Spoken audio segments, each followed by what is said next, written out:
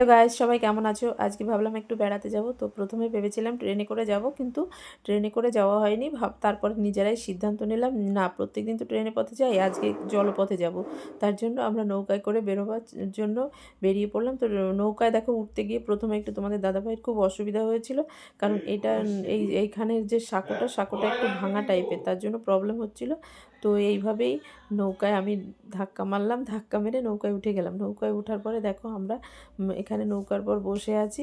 আর এদিকে দেখছি মানে কি বলবো, এইদিকে যে মাঝি দাদা তিনি লাগিয়েছে, লাউ লাগিয়েছে, প্রচুর লাউ হয়েছে, সেটা তোমাদেরকে শেয়ার করলাম। আর তার সঙ্গে দেখো এখানে যে মানে কী বলবো, নদীটা খুব একটা জল নেই এখন, জলের পরিমাণটা প্রচণ্ড কমে গেছে। দেখুন জল একদমই কম। আর কচুরিপানাটা প্রচুর আছে, দেখো কচুরি চারি সাইডে প্রচুর কচুরির ধাপ। আর এদিক ওদিকে দেখো তোমাদেরকে একটু দেখাচ্ছি, এদিকে একটা নদীর পাড় আছে, বাঁধানো পাড়, ওদিকে একটা পাড় আছে, দুই পাড়েই সব স্নান করছে। আর এদিক ওদিকে আরেকটা জিনিস তোমরা ভালো করে একটু খেয়াল করো, সেটা হচ্ছে মাছ ধরছে, দেখো সব মাছ ধরছে।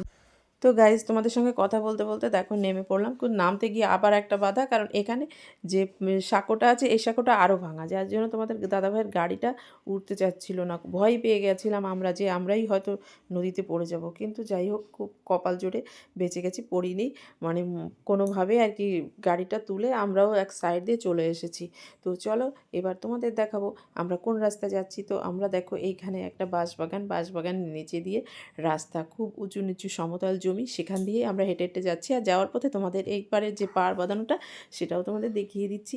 তো দেখো আমার বাবু সবার আগে পৌঁছে যাচ্ছে, রোডে উঠে যাচ্ছে, এবং তোমাদের দাদাভাই গাড়ি নিয়ে আগেই উঠে গেছে। আমি একটু পিছনে পিছনে আসছি, তোমাদের দাদাভাই এগিয়ে গেছে। তো ভিউয়ার্স দেখো আমিও উঠে পড়লাম। তো টাটা, ভালো থেকো সবাই, আবার আসবো নতুন ব্লগে।